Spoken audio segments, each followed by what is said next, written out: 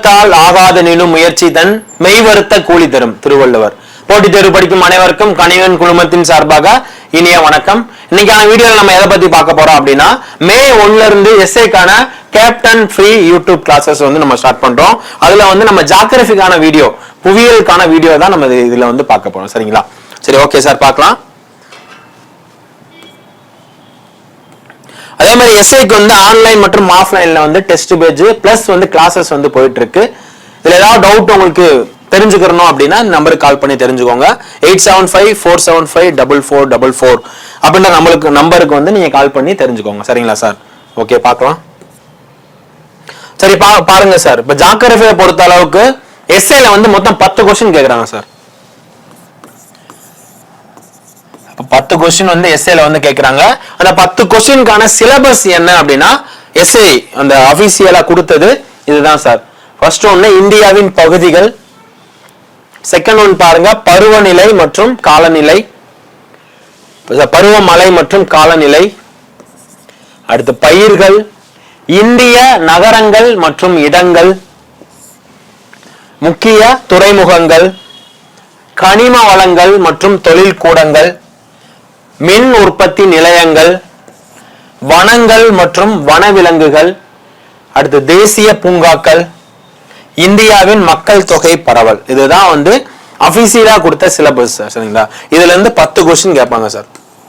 சரி, உங்களுக்கு ஜிகேல தெரியும், உங்களுக்கு 80 + 60 அப்படின்னு பிரிச்சிருப்பாங்க. அப்ப 80 ஜிகே, இதுல 10 வந்து தமிழ் வந்துடும், 10 வந்து இங்கிலீஷ் வந்துடும், பாக்கி 40 வந்து மேக்ஸ்ல வந்துடும். இந்த 80ல வந்து 10 மார்க் ஜியோகிராஃபி இருக்கு சார். அது இல்லாம அது ஸ்கூல் புக் படி நான் வந்து டெஸ்ட் பேஜ் போட்டிருக்கோம். அது என்னன்னு நம்ம பார்க்கலாம்.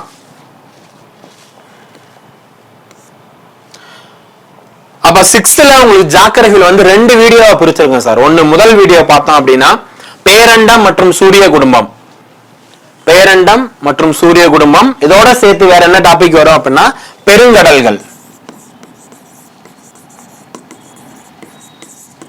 பெருங்கடல்கள் வரும். இதுல எத்தனை மார்க் கேட்கிறோம் அப்படின்னா 25 கொஸ்டின் கேட்கிறோம் சார். முதல் வீடியோல உங்களுக்கு வந்துடும். சரிங்களா? அதே மாதிரி அடுத்து பாருங்க வளங்கள், புவி மாதிரி, பேரிடரை புரிந்து கொள்ளுதல். இதுல இருந்து உங்களுக்கு 20 கொஸ்டின் வந்துடும் சார். அப்ப 2 வீடியோல நம்ம வந்து 6 வந்து கவர் பண்ணிடலாம் சார். சரிங்களா? ஓகே சார், அடுத்து பாருங்க. அடுத்து 7th பார்த்தோம் அப்படின்னா முதல் வீடியோ பார்த்தீங்க அப்படின்னா ஃபர்ஸ்ட் பாருங்க புவியின் உள்ளமைப்பு மற்றும் நிலத்தோற்றம், அதே மாதிரி மக்கள் தொகையும் குடியிருப்பும். இதுல வந்து ஒரு 25 கொஸ்டின் கேட்போம். அடுத்து செகண்ட் வீடியோல வந்து உங்களுக்கு வளங்கள், சுற்றுலா, நில வரைபடத்தை கற்றறிதல், இயற்கை இடர்கள் மற்றும் பேரிடர் மேலாண்மை. இதுல இருந்து ஒரு 25 கொஸ்டின் சார். அப்ப அடுத்த 2 வீடியோல வந்து உங்களுக்கு 7th வந்து கவர் பண்ணிடலாம் சார். சரிங்களா? அடுத்து பாருங்க சார்.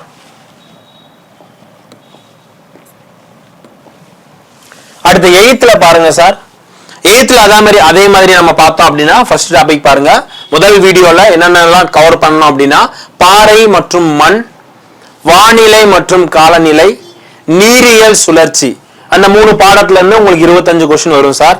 அதே மாதிரி பார்த்தோம் அப்படின்னா இடம்பெயர்தல் மற்றும் நகரமயமாதல், இடர்கள் மற்றும் தொழிலகங்கள். அதுல இருந்து உங்களுக்கு 25 கொஸ்டின் வரும் சார். அப்ப அடுத்த 2 வீடியோல உங்களுக்கு 8th வந்து 8th ஜியோகிராஃபி கவர் பண்ணிடலாம். அடுத்து பாருங்க சார். அடுத்து 9th நீங்க பாத்தீங்க அப்படின்னா முதல் வீடியோல வந்து நிலக்கோளம் 1, நிலக்கோளம் 2, வளிமண்டலம். அந்த 3 பாடத்துல இருந்து உங்களுக்கு 25 கொஸ்டின். அதே மாதிரி நீர்க்கோளம், உயிர்கோளம், மனிதனும் சுற்றுச்சூழலும், பேரிடர் மேலாண்மை. இதுல இருந்து உங்களுக்கு 25 கொஸ்டின் வந்துடும் சார். அப்ப 2 வீடியோல 9th வந்து கவர் பண்ணிடலாம். அடுத்து 10th பாத்தீங்க அப்படின்னா அப்ப 10th வந்து உங்களுக்கு 4 வீடியோ 4 கிளாஸஸ் வர மாதிரி இருக்கும் சார். அப்ப முதல் கிளாஸ்ல பாத்தீங்க அப்படின்னா இந்தியாவோட அமைவிடம் மற்றும் நிலத்தோற்றம், இந்தியாவோட காலநிலை மற்றும் இயற்கை தாவரங்கள். இதுல இருந்து ஒரு 25 கொஸ்டின் உங்களுக்கு முதல் வீடியோ வந்துடும். செகண்ட் வீடியோ பாத்தீங்க அப்படின்னா இந்திய வேளாண்மை, இந்திய வளங்கள் மற்றும் தொழிலகங்கள். அதுல இருந்து வந்து உங்களுக்கு 25 கொஸ்டின் வந்துடும். அடுத்து பாத்தீங்கன்னா இந்திய மக்கள் தொகை, போக்குவரத்து மற்றும் தகவல் தொடர்புல இருந்து 25 கொஸ்டின் வந்துடும் சார். அடுத்து லாஸ்டா வந்து தமிழ்நாடு இயற்கை பிரிவுகள் மற்றும் தமிழ்நாடு மானுட புவியியல். அதுல இருந்து 25 கொஸ்டின். அப்ப 100 கொஸ்டின்ல வந்து உங்களுக்கு 10th வந்து ஃபுல்லா கவர் பண்ற மாதிரி இருக்கும் சார். சரிங்களா? அடுத்து +1 பாருங்க. அப்ப +1 +2 பொறுத்த அளவுக்கு நம்ம முக்கியமான பாடங்கள் மட்டும் இருந்தா போதும். +1ல பாத்தீங்க அப்படின்னா மனிதனும் சுற்றுப்புற சூழலும், வளிமண்டலமும் சூரிய ஆற்றல், உயிரின சூழ் வாழிடங்கள், இயற்கை மற்றும் வேளாண் பயிர்கள். இதுதான் +1ல முக்கியமான ஜியோகிராஃபி லெசன். இதுல இருந்து ஒரு 25 क्वेश्चनல வந்து உங்களுக்கு ஃபுல்லா எக்ஸ்பிளைன் பண்ணிடலாம் சார். அடுத்து +2 பாருங்க. அப்ப அடுத்து +2ல முக்கியமான பாடங்கள் நம்ம பார்த்தோம்னா ஒரே வீடியோல நம்ம பார்த்துடலாம். என்ன அப்படின்னா ஃபர்ஸ்ட் ஒன்று மக்கள் தொகை புவியியல், மனித குடியிருப்புகள், வளங்கள் மற்றும் தொழிலகம், மனிதனால் ஏற்படும் பேரிடர்கள், பேரிடர் அபாய குறைப்பு விழிப்புணர்வு. இதுல இருந்து லாஸ்ட் வீடியோ உங்களுக்கு வந்து 40 क्वेश्चन வந்து வரும் சார். அப்ப உங்களுக்கு 12 முதல் 14 வீடியோல மொத்தம் 14 கிளாसेसல வந்து உங்களுக்கு ஜியோகிராஃபில இருந்து கம்ப்ளீட் பண்ணிடலாம் சார். ஜியோகிராஃபி வந்து கம்ப்ளீட் பண்ணிடலாம்.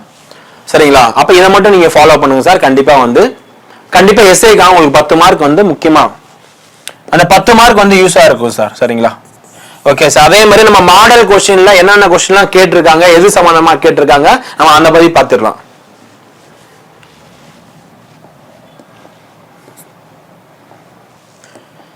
அதே மாதிரி உங்களுக்கு வந்து ஆன்லைன்ல வந்து டெஸ்ட் பேஜ் போட்டுட்டு இருக்காங்க. அதோட பேர் என்ன அப்படின்னா சூரரை போட்டு 4.0 அப்படின்ற ஒரு ஆன்லைன் டெஸ்ட் பேஜ் எஸ்ஏக்காக கொண்டு வந்திருக்காங்க. ஓகே, அதுல வந்து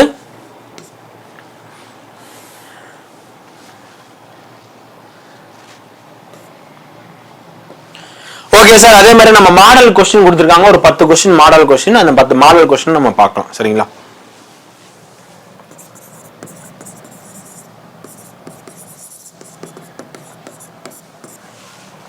சரிங்களா? 3 மாசத்துல வந்து உங்களுக்கு சிலபஸ் ஃபுல்லா கவர் பண்ணி கொடுத்துடலாம் சார். இதை மட்டும் நீங்க ஃபாலோ பண்ணுங்க. கண்டிப்பா எஸ்ஏ எக்ஸாம் பாஸ் பண்ணலாம். வேற பாஸ் பண்றதுக்கு வேற என்ன வழிகள் நம்ம பார்த்தோம் அப்படின்னா ஒண்ணே ஒண்ணு மட்டும் இருந்தா போதும். என்ன அப்படின்னா ட்ரஸ்ட். இப்ப நம்பிக்கை மட்டும் இருந்தா போதும் சார். அப்ப 3 மாசத்துல எப்படி படிக்க முடியும், எப்படி பாஸ் பண்ண முடியும்? அப்ப நம்பிக்கை மட்டும் இருந்தா போதும். ஒண்ணு உங்களை நம்புங்க, இல்லைன்னா எங்களை நம்புங்க. கண்டிப்பா நம்ம பாஸ் பண்ண வச்சிடலாம். சரிங்க சார். நம்ம क्वेश्चंस பார்க்கலாம். ஃபர்ஸ்ட் क्वेश्चन பாருங்க சார். இந்தியா நீண்ட எல்லைகளை எதனுடன் கொண்டுள்ளது? உங்களுக்கே தெரியும் சார். என்னென்ன ஆன்சர் பண்ணுங்க. அப்ப நம்ம பார்த்தோம் அப்படின்னா இந்தியாவோட மொத்த நிலை எல்லை எத்தனை கிலோமீட்டர்னா 15,200 கிலோமீட்டர் சார். 15,200 கிலோமீட்டர். நீண்ட நிலை எல்லையை பகிர்ந்து கொள்ளும் நாடு பார்த்தோம் அப்படின்னா பங்களாதேஷ். இதுல நீண்ட நிலை எல்லை பகிர்ந்து கொள்ளும் நாடு வங்காளதேசம். அப்ப ஆன்சர் என்ன? ஆன்சர் பாம்பே, வங்காளதேசம். எத்தனை கிலோமீட்டர் பார்த்தோம் அப்படின்னா 4,156 கிலோமீட்டர். இதை குறைந்த நிலை எல்லை பார்த்தோம் அப்படின்னா மொத்தம் 106 கிலோமீட்டர். இப்ப எந்த நாட்டுக்கு இடையில அப்படின்னா ஆப்கானிஸ்தான்.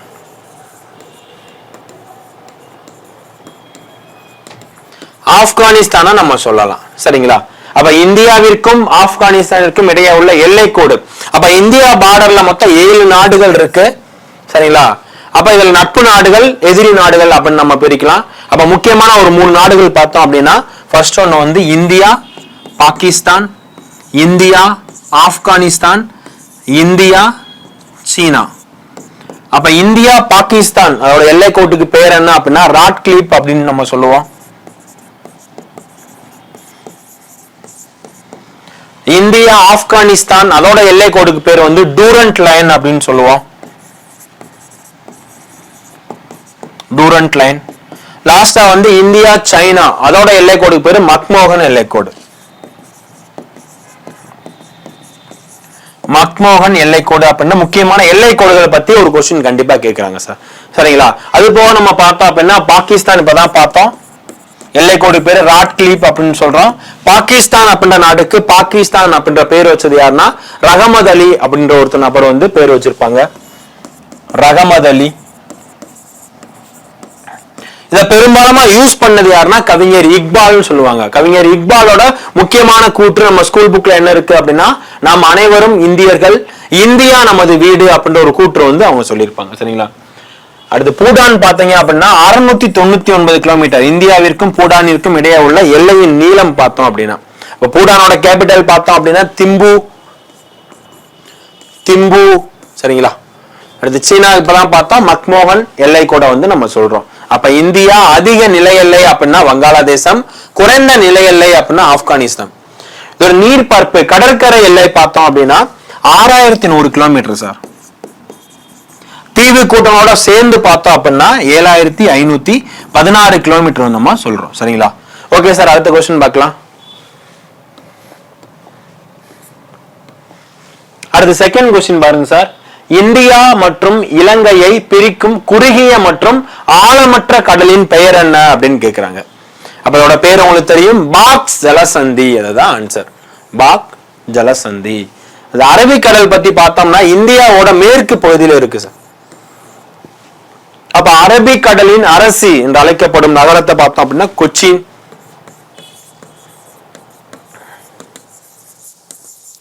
கொச்சின்னு சொல்றோம். அரபிக்கடலின் அரசி என்று அழைக்கப்படும் நகரம் கொச்சின்னு நம்ம சொல்றோம். இப்ப அரபிக்கடல்ல முக்கியமான தீவு அப்படின்னு பார்த்தோம்னா லட்சத்தீவு.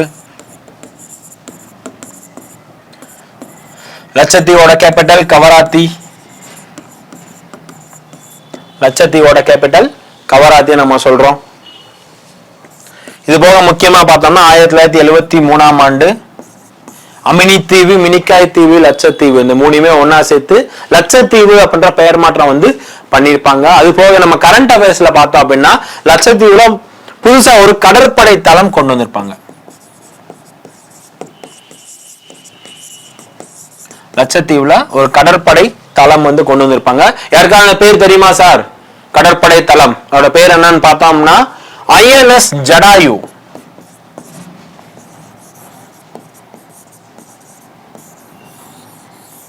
INS ஜடாயு கடற்படை தளம் அப்படின்னு நம்ம சொல்றோம். சரிங்களா? அடுத்து பாருங்க, வங்காள விரிகுடா நம்ம பார்த்தோம்னா முக்கியமா வந்து அந்தமான் மற்றும் நிக்கோபார் தீவு இருக்கும்.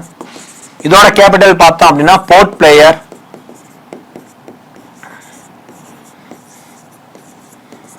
போர்ட் பிளேயர் நம்ம சொல்றோம். இது போக முக்கியமா பார்த்தோம் அப்படின்னா போர்ட் பிளேயர்ல யாரோட பேர்ல சர்வதேச விமான நிலையம் இருக்கு அப்படின்னா VT சவார்கர் சர்வதேச விமான நிலையம் இருக்கு.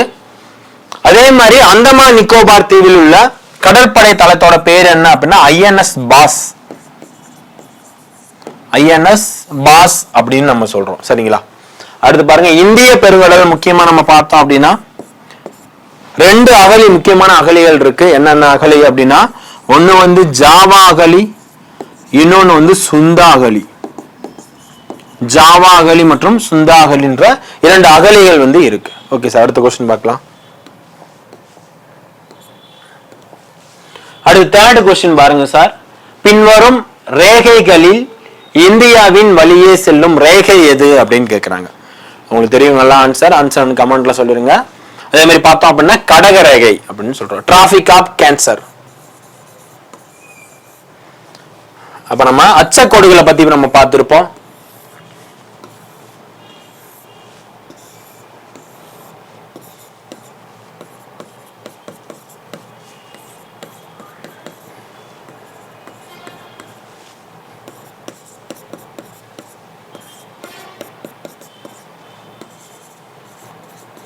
அப்ப 0 டிகிரி அச்சக்கோடுக்கு பேர் என்ன அப்படின்னா உங்களுக்கு தெரியும்,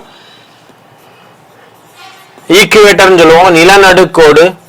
23 டிகிரி அச்சக்கோடுக்கு பேர் என்ன அப்படின்னா டிராபிக் ஆஃப் கேன்சர், கடகரேகை அப்படின்னு சொல்லுவோம். அதே மாதிரி சவுத்துல 23 டிகிரிக்கு பேர் என்னன்னா மகர ரேகை, டிராபிக் ஆஃப் கேப்ரிகான். அதே மாதிரி 66 டிகிரிக்கு பேர் என்ன அப்படின்னா உங்களுக்கு தெரியும் ஆர்டிக் சர்க்கிள் அப்படின்னு சொல்லுவோம். கீழே வந்து அண்டார்டிக் சர்க்கிள், அண்டார்டிக் சர்க்கிள் அப்படின்னு பிரிச்சிருப்போம். இதுல இந்தியா எங்க இருக்கு அப்படின்னா நார்த்ல கடகரேகையில இருக்கும். இந்தியாவை 2ஆக பிரிக்கும் ரேகை எதுனா கடகரேகை. இந்தியாவில் கடகரேகை வழியாக செல்லும் மாநிலங்களின் எண்ணிக்கை என்ன அப்படின்னா 8 மாநிலத்தை நம்ம சொல்லலாம் சார்.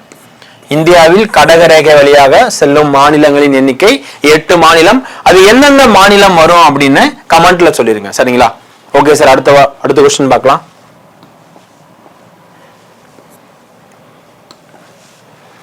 அடுத்து 4th क्वेश्चन பாருங்க சார். 2011ஆம் ஆண்டு மக்கள் தொகை கணக்கெடுப்பின்படி நாட்டின் அதாவது இந்தியாவோட பாலின விகிதம் என்ன அப்படின்னு கேக்குறாங்க. அப்ப 1000 ஆண்களுக்கு சராசரியான 940 பெண்கள். அப்ப ஆன்சர் என்ன? ஆன்சர் பாம்பே. அப்ப இந்தியாவோட சராசரி பாலின விகிதம் பார்த்தோம் அப்படின்னா 1000 ஆண்களுக்கு 940 பெண்கள். தமிழ்நாட்டுக்கு பார்த்தோம் அப்படின்னா 1000 ஆண்களுக்கு 995 பெண்கள். அப்ப இந்தியாவில் பாலின விகிதத்தில் அதிகமாக உள்ள மாநிலம், அப்ப அதிகமா இருக்கிறது வந்து கேரளா, 1000 ஆண்களுக்கு 1084 பெண்கள் இருக்காங்க. கம்மியா இருக்கிறது பார்த்தோம் அப்படின்னா ஹரியானால 1000 ஆண்களுக்கு 877 பெண்கள் வந்து இருக்காங்க. இதே நீங்க தமிழ்நாட்டுக்கு பார்த்தீங்க அப்படின்னா, தமிழ்நாட்டில் பாலின விகிதம் அதிகமாக உள்ள மாவட்டம் நீலகிரி. அப்ப நீலகிரியில பாலின விகிதம் என்னன்னா 1000 ஆண்களுக்கு 1041 பெண்கள். இதே கம்மியா இருக்கிறது பாத்தீங்கன்னா தர்மபுரி, 1000 ஆண்களுக்கு 946 பெண்கள் வந்து இருக்காங்க. இது இந்தியால, இது பிளஸ் தமிழ்நாட்டுல நம்ம பார்க்கலாம். சரிங்களா? ஓகே சார், அடுத்த क्वेश्चन பார்க்கலாம்.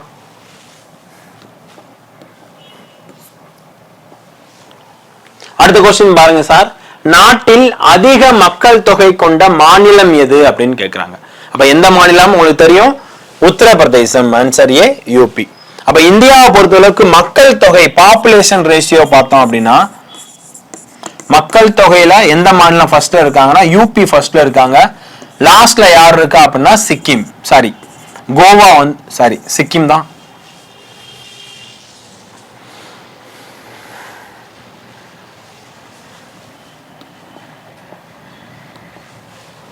சரி, ஓகே சார். பாருங்க, 5வது क्वेश्चन பாருங்க. நாட்டில் அதிக மக்கள் தொகை கொண்ட மாநிலம் எது அப்படின்னு கேக்குறாங்க. அப்ப உங்களுக்கு தெரியும் உத்தரப்பிரதேசம். ஆன்சர் ஏ. இப்ப மக்கள் தொகையை பொறுத்த அளவுக்கு வந்து எந்த மாநிலம் ஃபர்ஸ்ட்ல இருக்காங்க அப்படின்னா, ஃபர்ஸ்ட்ல அதிகமா இருக்கிறது யூபி. அப்ப மக்கள் தொகை எங்க கம்மியா இருக்காங்க அப்படின்னா சிக்கிம். இதே நம்ம பரப்பளவு பார்த்தோம் அப்படின்னா, இந்தியாவில் பரப்பளவில் மிகப்பெரிய மாநிலம் எதுனா ராஜஸ்தான். ராஜஸ்தான் வந்து பரப்பளவுல மிகப்பெரிய மாநிலம். அப்ப பரப்பளவில் மிகச் சிறிய மாநிலம் அப்படின்னு பார்த்தோம் அப்படின்னா கோவா. இதே மக்கள் தொகை அடர்த்தியில பார்த்தோம் அப்படின்னா, முதல் இடத்துல வந்து உங்களுக்கு தெரியும் பீகார் இருக்காங்க. ஒரு சதுர கிலோமீட்டருக்கு 1106 நபர் இருக்காங்க, பீகார்.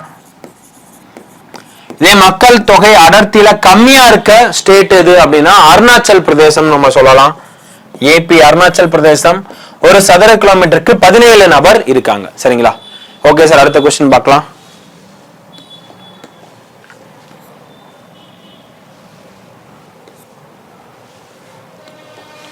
அடுத்து 6th क्वेश्चन பாருங்க சார். மேட்டூர் அணை எந்த ஆற்றின் குறுக்கே வந்து கட்டியிருக்காங்க அப்படின்னு கேக்குறாங்க. அப்ப மேட்டூர் அணை எந்த ஆற்றின் மேல் கட்டப்பட்டுள்ளது அப்படின்னா உங்களுக்கு தெரியும் ஆன்சர் காவேரி ஆற்றின் குறுக்கே கட்டிருக்காங்க. மேட்டூர் அணை எங்க இருக்கு அப்படின்னா சேலம் மாவட்டத்தில் இருக்கு சார், சேலம். இந்த மேட்டூர் அணை எந்த ஆண்டு கட்டியிருப்பாங்கன்னா 1934, 1934ஆம் ஆண்டு கட்டியிருப்பாங்க. மேட்டூர் அணை மூலமாக ஒரு ஆண்டுக்கு சராசரியா தமிழ்நாட்டில் எவ்வளவு மின்சாரம் உற்பத்தி பண்றாங்க அப்படின்னா 120 மெகாவாட் மின்சாரம் உற்பத்தி பண்றாங்க. அதே மாதிரி மேட்டூர் அணைக்கு வேற என்ன பேரு நம்ம சொல்றோம் அப்படின்னா ஸ்டான்லி நீர்த்தேக்கம் அப்படின்னு இன்னொரு பேர் சொல்றோம்.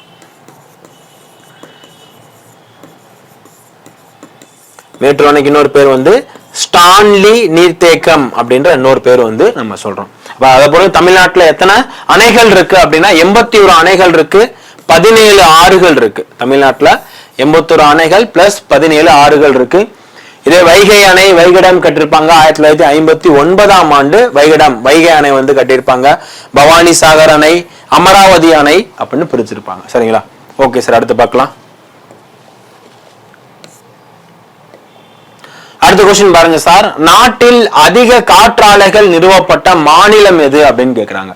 உங்களுக்கு தெரியும் சார். அப்ப ஆன்சர் என்னன்னா ஆன்சர் பாம்பே, தமிழ்நாட்டுல தான். அப்ப தமிழ்நாட்டுல எந்த இடம் அப்படின்னா கன்னியாகுமரி.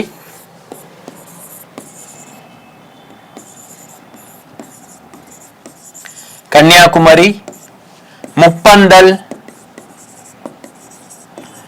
ஆரல்வாய் மொழி அப்படின்னு நம்ம சொல்றோம். ஆரல்வாய் மொழி.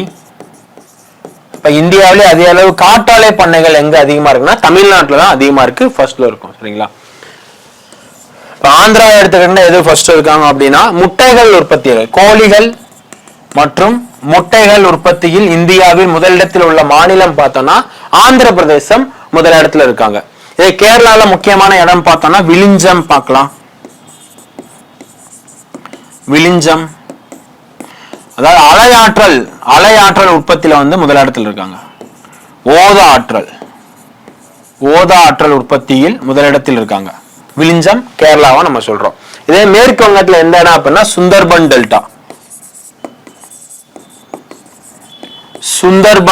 டெல்டா பகுதியா நம்ம சொல்றோம். சரிங்களா? அடுத்த क्वेश्चन பார்க்கலாம் சார். அடுத்து பாருங்க 8வது क्वेश्चन பாருங்க சார். பொறுத்துக கேக்குறாங்க. இப்ப பாருங்க ஃபர்ஸ்ட் क्वेश्चन, இந்தியாவின் மின்னியல் தலைநகரம் எது அப்படின்னா உங்களுக்கு தெரியும் பெங்களூரு. ஆசியாவின் டெட்ராய்டு சென்னை. தென்னிந்தியாவின் மான்செஸ்டர் அழைக்கப்படுவது கோயம்புத்தூர். லாஸ்டா இந்தியாவின் மான்செஸ்டர் மும்பை. அப்ப இப்ப கரண்ட்ல மாத்திட்டாங்க சார்.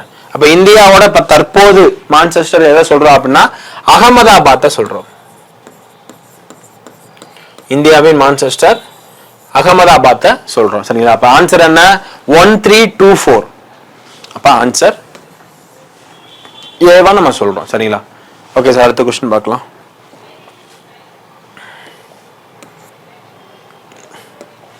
அடுத்து பாருங்க, பின்வரும் கூற்றுகளில் சரியானது எது அப்படின்னு கேக்குறாங்க. சரிங்களா? ஃபர்ஸ்ட் பாருங்க, கர்நாடகாவின் குடகு மலையில் உள்ள தலை காவேரியில் காவேரி நதி உற்பத்தி ஆகிறது அப்படின்றாங்க. சரியானதுதான். கிருஷ்ணா நதியில் ஒகேனக்கல் அருவி உள்ளது. கிருஷ்ணால காவேரி ஆற்றல் தான் காவேரியில தான் இருக்கு. ஒகேனக்கல் ஆறு காவேரி ஆற்றின் குறுக்கே தான் இருக்கு. அதே ஒகேனக்கலுக்கு வேற என்ன சிறப்பு பேர் பார்த்தோம் அப்படின்னா தமிழ்நாட்டின் நயாகரா அப்படின்னு சொல்றோம்.